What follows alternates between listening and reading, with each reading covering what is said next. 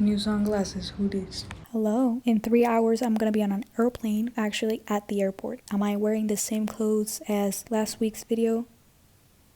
Yeah.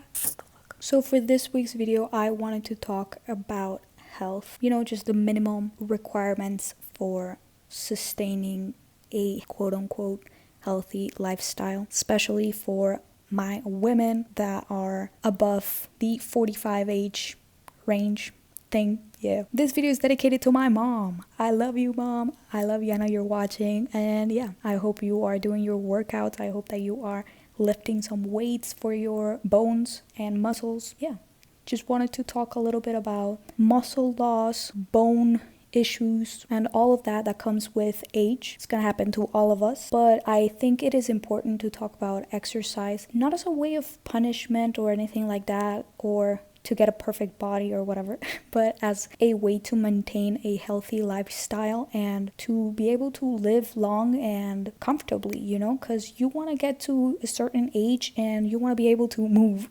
You want to be able to spend time with your family and enjoy your life, and I think that is very important. Fortunately for me, my family is relatively healthy, but that also comes with its disadvantages, mainly because my family is so healthy that they think that they can have unhealthy habits and they'll be okay. I'm looking at you, mom and dad. Yeah, I don't see you lifting weights regularly 3 to 4 times a week. Yeah, my dad likes to do a lot of cardio by playing football. He loves his sports, and that's great. But lifting weights is also very, very important for your bones. Women especially tend to have a lot of bone issues after menopause. Bones be deteriorating or some shit like that. We don't want to look like an extra from The Walking Dead, so please take care of your body by lifting some motherfucking weights. Cardio is an easy thing to incorporate into your routine. Walking can be cardio, but there's also high intensity cardio that is recommended for cardiovascular health, and that is a little more difficult to implement into your routine, especially after a certain age and you haven't done that type of cardio. It's gonna be difficult to get back into it. So yeah, I don't know. This week's video, I just wanted to do a little routine, some tips and tricks and stuff like that, so that if you are above a certain age range, or if you have family members that are above a certain age range, you can tell them these routines to better themselves and be able to live a long, healthy life. Let's get into it. So the main thing that I always hear from my family is that they do not have time. Now, I know you guys work 8 to 10 hours per day from Monday through Friday, and I know it is very tiring, but you gotta take care of your body because you're gonna make a lot of money from your job, and then you're not gonna be able to spend it if you get debilitating pains, if you lose your muscle and you can't stand up, or if you want to do something fun like, I don't know, travel the world, but you can't walk for like a day without having to rest every 5 minutes. For example, I know that making time for exercise can be just annoying. Don't think about it in a way of like, oh, I have to exercise. Be like, I'm lucky to be able to do this. I'm not gonna lie. It's annoying as fuck. You have to do it. But do you really want to have all that money and not be able to spend it? No. Also, most people don't have all that money. What I'm trying to say is like, you're working a full-time job or you're getting minimum wage, and also you're not taking care of your body, so you're gonna be poor and also not be able to stand up. I'm sorry if I'm being insensitive. I don't know what the hell I'm saying. What I'm trying to say is that you should try to make time for yourself throughout the week. And I'm not saying like an hour. It can just be 30 minutes, 3 to 4 times per week of strength training, which is something that I'm doing nowadays when I'm not feeling that motivated to be at the gym for an hour. Just 30 minutes is more than enough to do 3 to 4 exercises per muscle group. The benefits are outstanding. This week I am going to visit my family and I'm going to try to make them work out before their jobs. I know they wake up at like 7 a.m. Well, I'm gonna wake them up at 6 a.m. and I'm gonna work out with them at 6 a.m. from 6 to 6:30, so that at 6:30 they can go shower, and at 7 they're ready to start their day as normal, you know, eat, change, go to their jobs, carry on their day as normal. I am also going to ask of them to try to walk at their jobs the most steps that they can. For example, parking further away than you normally would to increase your step count. Try to aim for 8,000 steps per day. Perfectly fine. You don't have to do the 10,000 steps. After lunch, walk around a little bit to increase your steps. If you have to take these stairs instead of an elevator, I know that's annoying as hell too, but that can also be a way for you to increase your steps. And then after they get home from their jobs, I will try to walk with them a little bit more to just complete their steps for the day. And I know it can be difficult after a hard day at work to come home and then have to exercise again. That sucks. Saturdays and Sundays, you don't have to wake up early. You can wake up later. You could implement one of those days to do strength training so that one of the other days during the weekdays, you don't have to strength train. So it's only 2 days per weekday, 1 day on the weekends of strength training, and there you go. You have your 3 strength training days. Leg, push, pull, you're done. Or you can do upper body, lower body, and then full body. I'm gonna leave some routines around the screen so that you can screenshot them for you, for a family member, for anyone you want to send them to, of push, pull, legs, and then upper body, lower body, full body, and that's for 3 days a week. If you want to train 4 days a week, you can just mess around with the exercises, do whatever you want to do, whatever works for you. Then as a form of high intensity cardio or to maintain cardiovascular health, one of the exercises that I really enjoy doing is spinning. If you have access to a spinning bike, I think it's great. It's low impact. You don't have to go out running, if your knees hurt or any other body part is not, age can do that shit. If you don't have access to that, if you have a public pool, swimming is also low impact, very good form of cardio. I know most people probably don't have private personal pool or don't have access to a public pool. So another great form of cardio is running. Now, before you go out and run 10 kilometers, you do have to build up to it. Don't go out and just run. You're gonna destroy something, your knees or your ankles or your hips or something. You have to do mobility training if you want to be able to keep up with running without injuring any part of your body. But running is a very, very cheap form of cardio. The only thing you need is yourself, a pair of running shoes, and that's it. Now I want to talk about nutrition, because nutrition is also a very, very important part of a healthy lifestyle. I tend to track my calories and my macros and all of that. I use a scale. I know most people don't. Most people don't even check the labels of the food that they eat. That is also a very important part of your health, knowing what you're putting into your body, how much. I think for most people, tracking for a week what you eat can be very, very beneficial so that you know how much you're eating and you know how to calculate portions. I know a lot of people also cook in bulk, like not necessarily meal prepping, but cooking for like a week and stuff like that. It can be beneficial to weight that food to be able to divide in portions equally.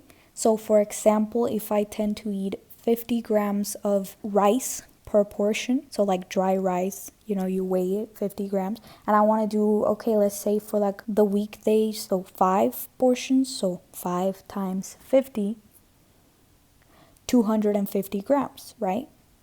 250, right? So I would weigh 250 grams dry rice, and then I would cook that, and then I would just eyeball it and divide it in 5 portions. So that is a good way to know how much you're eating without having to, portion out every single one of your foods. So you can do that while meal prepping or cooking in bulk. I know also some people, like my parents, eat at their jobs, like a buffet thing that they offer. And I think it is important, to ask around what you are being served. And if you have options, to be able to know which ones are the most beneficial for you. So for example, between chicken or pork, you would prefer to eat the chicken because it's going to be leaner cut, it's going to be less fats, it's going to be more protein, all of that. Or if you have either the option of having white rice or white rice with sauce, you would be like, hey, let me not put the sauce in that because that's just gonna be extra fats and just